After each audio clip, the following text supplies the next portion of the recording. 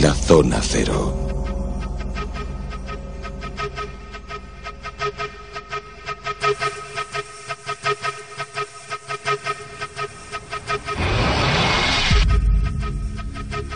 Cuando hablamos de las tradiciones orientales, si por ejemplo nos imaginamos a esos soldados ninjas u otro tipo de elementos orientales con las katanas, o pensamos en otros tipos de soldados, cada uno con su espada, todas las espadas eran diferentes en cada época, en cada lugar, y luego descubrimos que nada es casualidad y que en muchas ocasiones a algunas de ellas se les atribuyen, no sé si poderes mágicos, pero sí características mágicas que se infundían a quienes las portaban, de modo que en ocasiones portador y espada funcionaban y trabajaban y se desenvolvían en una simbiosis que no era fruto de la casualidad. Sobre espadas mágicas hablamos con Jesús Callejo, con Carlos Canales en este nuevo monográfico.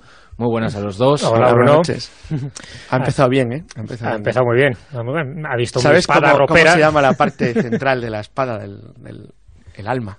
El alma. Es que exactamente es eso. Sí, hay una cosa que has dicho que está muy bien. Efectivamente, la tradición de la espada nunca se asocia... Perdón, esto es una cosa importante.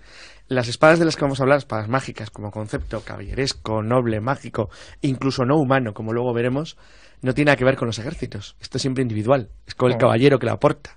Da igual que sea un samurái japonés que un caballero medieval español o el representante de una cofradía militar islámica. Es siempre la persona que la usa y por lo tanto la espada está relacionada con él. Siempre son elementos de carácter individual, como la varita mágica de las hadas. Vamos a hablar de algo relativo a eso, no de la técnica militar o de... que no piensen los oyentes que nos van a oír hablar de las legiones romanas. Vamos a hablar de otra cosa. El hecho de que seas espadas mágicas, el nombre yo creo que ya nos pone sobre la pista. Claro, además esto es la zona cero.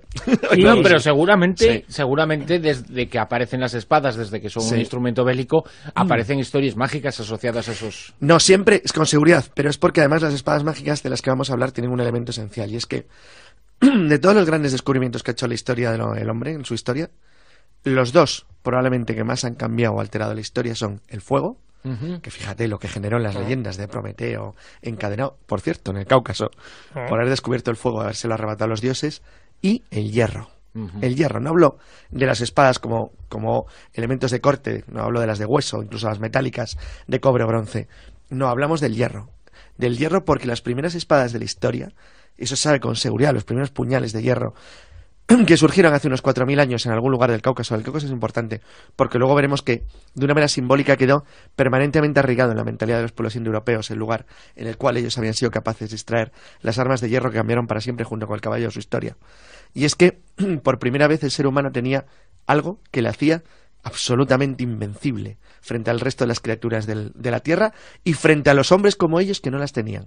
Yo no sé si es una exageración o no, Carlos, pero se dice que la espada es el arma que más muertes ha causado a lo largo de la historia. No, en concreto se refieren al gladius. Si solamente el gladius romano, hasta las bombas, hasta el siglo XX, es decir, hasta el XIX, hasta las armas de retrocarga, ligeras, hasta el fusil de retrocarga, es el arma que más seres humanos ha matado en el mundo, efectivamente. Pero es que los romanos eran muy concienzudos. Es verdad. A Juan le hubiera gustado esto. Entonces, sí, es cierto, es la espada más mortífera como tal. O sea, incluso una vez estuvimos haciendo un cálculo y hay un cálculo que da más de medio millón de muertos solamente en 150 Solo con las gladius, Solo con las gladius. Sin contar las falcatas o las claymore. O lo que mataras con los pilum. O con las katanas. Salvajada. El hecho cierto es que la espada, sobre todo para los europeos occidentales de cultura indoeuropea, o sea, nosotros, para poner una manera sencilla, la espada es todo porque es la base del éxito suyo en la historia. O sea, de hecho es así. De hecho, da igual, cualquiera de las ramas del pueblo indoeuropeo al que nos refiramos, me importa un bledo que estemos hablando de la Persia de la época de Darío el Grande, o de los macedonios de Alejandro Magno, o de los romanos de Julio César, o de los celtas o de los germanos, las espadas son un elemento esencial en su historia, junto con algunas zonas del norte, el caballo, que es un elemento que la Edad Media simbolizó y juntó de una manera casi perfecta. De todas formas, fijaos qué curioso, todas las lenguas europeas occidentales, menos en inglés, la palabra caballo y caballero están asociados, son lo mismo. Y sin embargo, el otro elemento simbólico del caballo y el caballero es la espada. La espada que, como luego veremos en algunas tradiciones, incluso podía tener nombre, lo cual es importante, porque las espadas legendarias, las de los grandes héroes, me da igual que hablemos de Roldán, del Cid, incluso míticos como el rey Arturo, tenían espadas que tenían nombre. ¿Quién no ha oído hablar de Excalibur, de Colada, de Tizona, de Durandal? Son armas que tienen nombre. Es decir, armas que tienen nombre porque tienen tanto valor que se las llama como quien llama a su caballo, pavieca, bucéfalo, o a su perro. Es decir, es algo que tiene tanto valor que tiene vida propia. O sea, se le está considerando o confiriendo un elemento de vida. Porque además es una prolongación del cuerpo de la persona que las porta. Exacto, pero fíjate qué detalle es decir, al tú dar nombre a algo, es decir, simbólicamente tú le estás concediendo vida. Es decir, le estás personificando, le estás añadiendo algo por encima de lo que sería un objeto habitual. Nadie le da un nombre a un vaso. Bueno, a lo mejor yo, ¿cómo voy a llamar este vaso? Sí, pero es muy raro, es decir, mis ordenadores tienen nombre, estaba pensando, ¿no? Pero uno de ellos, por lo menos. Pero supongo que es un poco friki. Pero en realidad es cierto, los seres humanos ponemos solamente nombre a los objetos o a los seres animados. Pero el objeto, para que tú le pongas nombre, tiene que tener un gigantesco valor. Si no, los objetos en principio no son denominados con nombre propio. Y sobre todo, las espadas, como los objetos valiosos, se heredan. Lo cual también es otro elemento de gran importancia. Así no sé que, como verás, has mencionado posiblemente la más conocida de todas las espadas mágicas que existen. Excalibur. Que quizás sea Excalibur, por lo menos es en la que seguramente han pensado todos los oyentes. Pero hay otras muchas y otros muchos tipos de espada, cada una con su historia. ¿Podemos hacer un pequeño repaso sobre algunas de ellas? Claro, hay que tener en cuenta, un poco la introducción que ha hecho Carlos es perfecta, porque ese es el concepto de mágico, es decir, el momento que tú consideras la espada como algo más que un instrumento para matar. Es decir, es un poco tu proyección, tu personalidad, es algo a lo que tú quieres, a lo que adoras, un poco porque la espada era un símbolo de poder, no lo olvidemos, no todo el mundo tenía una espada, y aquel que tenía la espada, y sobre todo de un cierto metal, no olvidemos que dentro de esa confección de las espadas mágicas estaban también el hierro, pero el hierro, cuando empieza a expandirse la edad del hierro, que son mucho más eficaces que las espadas de bronce y también que las de cobre, el hierro le da un carácter especial porque son mucho más poderosos. Más que era hierro del cielo. Claro, pero y sobre todo ese hierro caído del cielo, es decir, del meteorito. Aquellas espadas que estaban confeccionadas con ese hierro meteorítico todavía tenían un carácter mucho más sagrado, mucho más mágico, porque se pensaba que era un regalo de los dioses. Y cuando no caía del cielo, se creaban leyendas, se tejían leyendas alrededor de muchas espadas diciendo que eran fabricadas por los elfos, por los enanos, por los gnomos. Es decir, claro, fíjate, toda la tradición simbólica germánica, las espadas son fabricadas, la espada de los Nibelungos la fabrica Mime. Mime es un herrero que vive en el interior del monte Elbrus, en el Cáucaso. El monte Elbrus, que obsesionó a los nazis durante la Segunda Guerra Mundial y que de hecho es el punto del sur del Cáucaso más importante al que llegan en la Guerra Mundial, y que incluso van expresamente a conquistar ese lugar que forma parte además de los mitos del Axis Mundi, solo porque en él vivían los legendarios forjadores élficos de las armas de los antiguos caudillos germanos. Es falso, ni siquiera era así, pero la fuerza del mito dentro de que alguien capaz de construir espadas ni siquiera formará parte del mundo.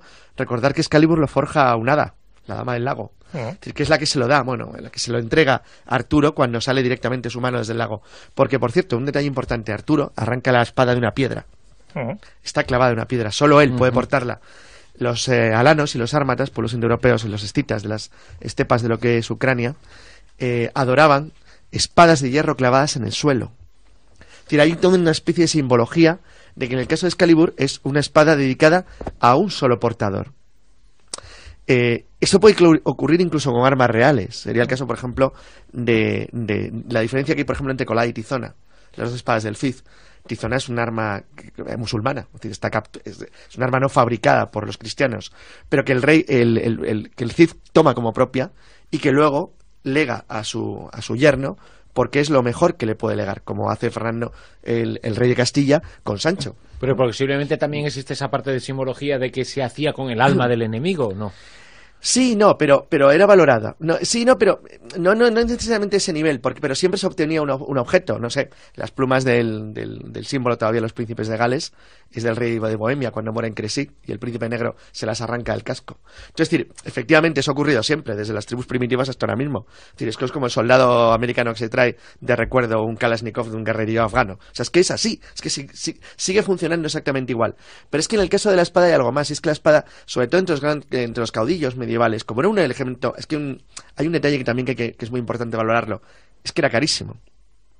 Es decir, es que frente a las espadas, por ejemplo, del Bajo Imperio Romano, que eran producciones en serie, las armas de los reinos bárbaros eran elementos extremadamente cuidados y muy precisos, muy difíciles de hacer, y por lo tanto ese valor gigantesco que tenían desde el punto de vista material lo heredaban también desde el punto de vista simbólico, porque era el arma normalmente de alguien poderoso, de un rey.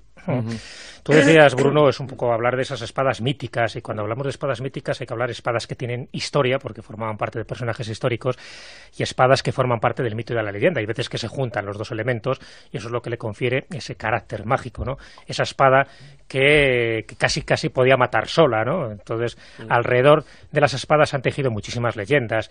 Está la famosa espada de serpiente que fue manejada por el gran rey Asoka, fue el emperador de la India en el siglo III antes de Cristo, y que generó muchísimas leyendas por eso, porque se pensaba esa espada de la serpiente, porque tenía una forma, un dibujo dentro de lo que era el alma, la hoja de la espada, con esa serpiente, con lo que simbolizaba la serpiente, es decir, de poder, de fuego, de vitalidad. Y eso pues generó sus leyendas. La espada famosa de Boabdil, ¿no? La espada del último rey moro en España, la colada, la tizona, que por cierto eran espadas diferentes, así como la colada era una espada castellana, esa espada que enarboló el Cid, que en su momento dice que le ganó a Berenguer Ramón II, era una espada castellana a diferencia de la tizona, la espada islámica, que era una espada con acero de Damasco. Y además con el acero de Damasco, con toda la simbología y el misterio que se generó alrededor del acero de Damasco, diciendo que era un acero mucho más puro que el que se hacía en las herrerías castellanas, que tenía una hoja más flexible pero también muy dura, y que era capaz de cortar prácticamente cualquier cosa, ¿no? Era el acero de Damasco el que llevaba Saladino, por ejemplo, pues a diferencia de los cruzados castellanos que llevaban otro tipo de espada que posiblemente fuera más cortante, más poderosa, pero era mucho menos ligera que las cimitarras, por ejemplo, los alfanjes de los musulmanes. Bueno, pues la tizona, a pesar de que era una espada recta, pero sí formaba parte dentro de esas espadas musulmanas. Estaba la Joyés, la famosa espada de Carlomagno, la Durandarte, la espada de Roldán, la Lobera, la espada de Fernando III el Santo. Todas estas han generado muchísimas leyendas, pero que forman parte de la historia. Cuando hablamos ya del mito, es cierto que Excalibur... Albérico era el rey de los enanos forjadores del Cáucaso. Que a mí me es el hijo de... No, a mí me es el que genera la de Sigfrido. Es verdad que estaba acordándome del nombre. Pues alrededor de Excalibur es curioso, porque es cierto que la leyenda es como muy enigmática, pero también muy simbólica. Es decir, aquel que pueda rescatar esta espada de la roca será aquel que se convierta en el futuro rey, ¿no? Bueno, pues muy bien. Ese futuro rey y esa leyenda, hasta ahora siempre se ha pensado que era una leyenda y que no tiene ningún trasfondo real. Bueno, ¿sabes? Y sabéis que hay una iglesia en la Toscana, en Italia, donde hay una espada clavada en una roca que no se puede extraer, y que ahí se sabe que de ese elemento histórico ha surgido toda la leyenda del ciclo artúrico. Pero es que surgen todos, porque, por ejemplo, Mime, que ahora sí vuelvo a Mime, ahora es de verdad, cuando le pide a Odín que reconstruya la espada para Sigfrido, la clava en un roble, del que solamente la puede sacar el que supere la prueba de la espada. ¿Qué más da sacarla del roble que sacarla de la roca? Es decir, es el mismo tipo de leyenda y el mismo tipo de mito. Es el mito de la espada creada por alguien que no es humano para una persona elegida. Es decir, lo cual es una cosa simbólicamente que tenía nombre, muy interesante. la espada de Sigfrido, que era gran. Sí, gran. Bueno, pues el lugar donde poca gente lo conoce, fíjate que siempre muchas veces nos recomiendan, oye, si vamos a Italia, ¿dónde podemos ir? Un sitio raro, especial. Bueno, pues vamos a recomendar uno que tiene que ver con las espadas mágicas, que es en la capilla de Montesiepi. Y tiene que ver con toda una leyenda, pero una leyenda donde es visible, es palpable la espada que se va allí, con San Galgano. San Galgano, que era un personaje del siglo XII, es el que genera toda esta historia, porque era un caballero que al final él se convierte, en fin, no le gusta la vida mundana, se convierte al cristianismo, y por lo tanto, para hacer un acto simbólico donde él rompe un poco toda su trayectoria pasada para convertirse ahora en un espíritu piadoso, y bueno, fíjate, tan piadoso que se convierte en santo, pues clava la espada, su espada, en una roca, pero no la clava, y la intenta romper, pero se da cuenta de que la roca en ese momento es como si se convirtiera en mantequilla, y entra ahí como una salación la espada, de tal manera que nadie la puede extraer. Nadie la puede extraer, que ahora todavía se puede ver en una vitrina de cristal, porque hubo un bestia hace unos pocos años que intentó extraerla y se cargó la empuñadura directamente. Que no falla. Que no falla, siempre hay un gamberro por ahí, ¿no? La gente. Bueno, pues de ahí que la gente se acuerde de esta ermita y de la historia de San Galgano, porque va a extraer muchísimas de las historias relacionadas con espadas clavadas o bien en rocas o bien en árboles, que no pueden ser extraídas salvo por aquel que tenga un espíritu puro, un espíritu libre, que luego es el que se convertirá en rey de un determinado territorio. Pero no solo, además, este tipo de tradiciones asociadas a la espada se dan en nuestro contexto judeocristiano, ¿verdad? No, es Antes general. he mencionado en el mundo oriental, en donde, bueno, también... Claro, lo que pasa en el mundo oriental hay como tres tipos diferentes. Jesús ha citado a Soka, que podría, como si citamos a los persas. Sí. En el fondo, los pueblos indoeuropeos, ya sean del norte de la India, lo que es Pakistán, o de Irán, tienen un fondo lejano, muy lejano de tradiciones muy similar al nuestro, porque al fin y al cabo hace 5.000 años formamos parte del mismo pueblo. En el caso de Japón, por ejemplo, que tiene una tradición totalmente diferente, la tradición muy similar a la que puede ocurrir en Europa Occidental, porque está igual vinculada, en este caso a los samuráis, es de origen chino, es decir, llegó hace muchísimo tiempo, pero en el fondo tiene sería como otro núcleo diferente totalmente al nuestro. Cuidado, hay algunas que se han perdido, que no conocemos cómo son, pero que eran muy similares. Sabemos, por ejemplo, que las órdenes aztecas daban el jaguar, el águila o la flecha, daban el mismo valor a los macahuiltes, es decir, a sus armas de madera con obsidiana, con cristal volcánico incrustado, el mismo valor que podemos darle nosotros, por ejemplo, a una espada de acero. Es decir, se hacían artesanalmente a medida para los grandes guerreros o jefes. Pero es verdad que las dos grandes tradiciones que hay, la otra gran tradición que hay aparte de la Europa Occidental, con todas las leyendas que tiene que lo rodean, son los japoneses. Donde el arma samurái se convierte igual en un arma apreciada. Pero Japón no tiene, aunque existe el elemento mágico, el elemento no humano, es decir, que no está tan presente como las leyendas occidentales, donde es muy insistente. Es decir, pero sobre todo en las leyendas célticas, que se han perdido la mayoría, pero las leyendas germánicas es muy, pero también ocurre en las finesas o en las eslavas, hay una insistencia enorme en la participación de seres mágicos. En el caso de los árabes, por ejemplo, del Islam... Pero, perdona, por ejemplo, en el caso oriental, el hecho de el regalo del maestro, lo que el maestro cede a pero veces porque es al artesanal, alumno, que sea la pero porque espada, es siempre artesanal. Tiene su claro, significado. es el significado de la artesanía, de la artesanía frente a la producción en masa, del objeto en el sentido artístico de la historia. Es decir, el objeto único, el que tú haces uno solo, que no hay dos iguales. En el caso árabe, no digo musulmán, árabe, que es mucho más correcto, me parece fascinante por dos motivos. Primero, porque al fin y al cabo el elemento principal, uno de los elementos simbólicos principales del Islam no deja de ser probablemente un meteorito, que es la Kaaba, y probablemente de hierro. Pero es que hay algo especial, y es que son los creadores del mejor sistema de forja.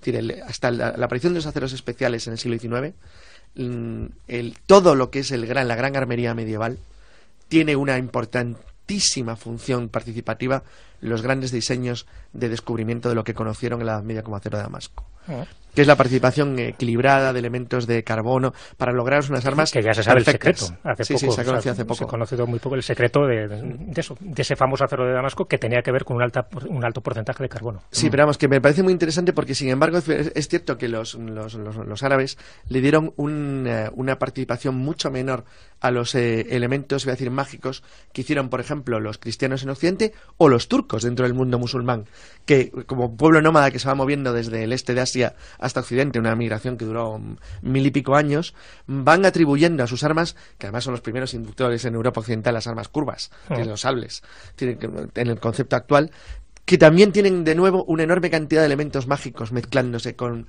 sus grandes guerreros o con sus campeones.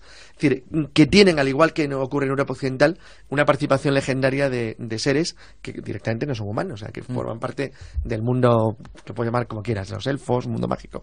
Por lo que entendían que ese tipo de perfección tenía siempre, era un poder sobrenatural, que es lo que se trataba. Ese poder sobrenatural, ese poder mágico, esas otras interpretaciones de carácter mágico que tienen las espadas, seguramente fue lo que inspiró a un creador también de ciencia ficción y de magia para el futuro, como pudo ser George Lucas cuando colocó esas espadas láser en las manos de los protagonistas de su Guerra de las Galaxias. Sí, hace una especie también, de mezcla rara entre caballeros templarios, hospitalarios y samuráis, una cosa rara. Que seguramente no era ninjas, casualidad. Samuráis era un poco raro.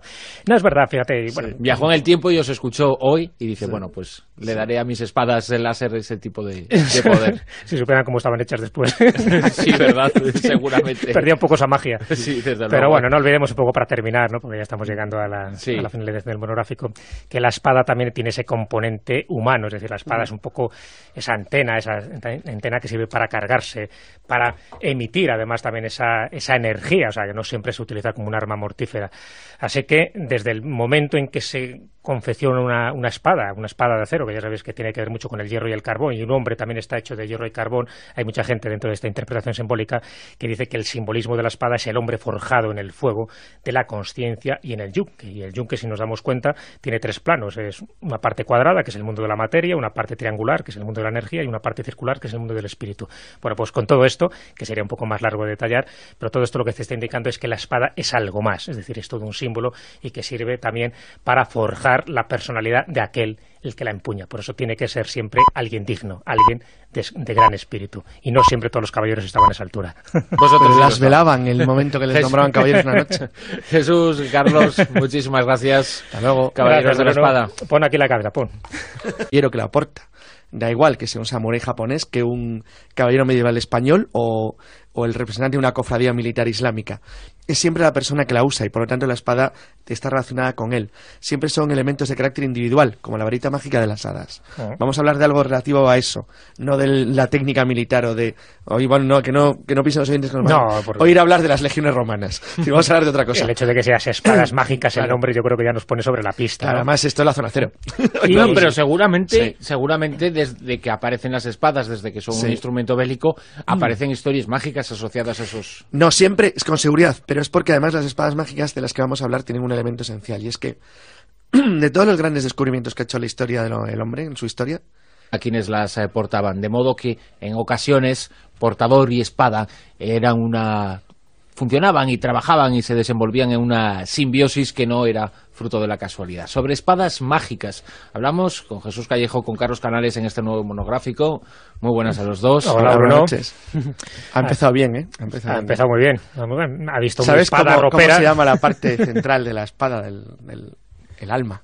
El alma. Es que exactamente es eso.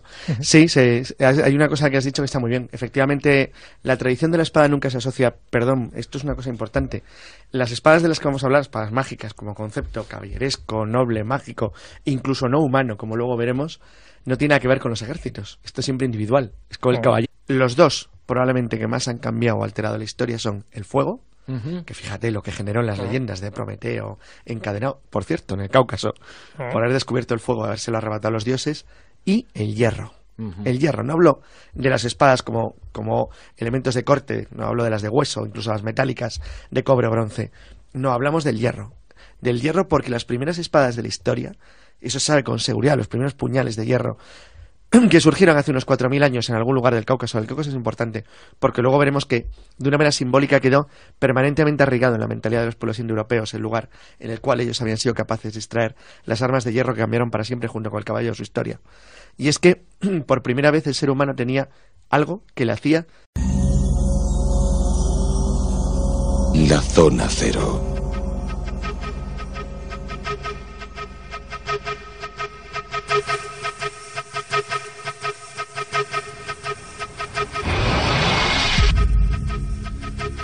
Cuando hablamos de las tradiciones orientales, y por ejemplo nos imaginamos a esos soldados ninjas u otro tipo de elementos orientales con las katanas, o pensamos en otros tipos de soldados, cada uno con su espada, todas las espadas eran diferentes en cada época, en cada lugar, y luego descubrimos que nada es casualidad y que en muchas ocasiones a algunas de ellas se les atribuyen, no sé si poderes mágicos, pero sí características mágicas que se infundían. Absolutamente invencible frente al resto de las criaturas de la Tierra y frente a los hombres como ellos que no las tenían. Yo no sé si es una exageración o no, Carlos, pero se dice que la espada es el arma que más muertes ha causado a lo largo de la historia. No, en concreto se refieren al gladius. Si solamente el gladius romano, hasta las bombas, hasta el siglo XX, es decir, hasta el XIX, hasta las armas de retrocarga, ligeras, hasta el fusil de retrocarga, es el arma que más seres humanos ha matado en el mundo, efectivamente. Pero es que los romanos eran muy concienzudos. Es verdad. A Juan le hubiera gustado esto. Entonces, sí, es cierto, es la espada más mortífera como tal. O sea, incluso una vez estuvimos haciendo un cálculo y hay un cálculo, hay un cálculo que da más de medio millón de muertos solamente en 150 Solo con la Gladius, Solo con la Gladius. Sin contar las falcatas o las Claymore.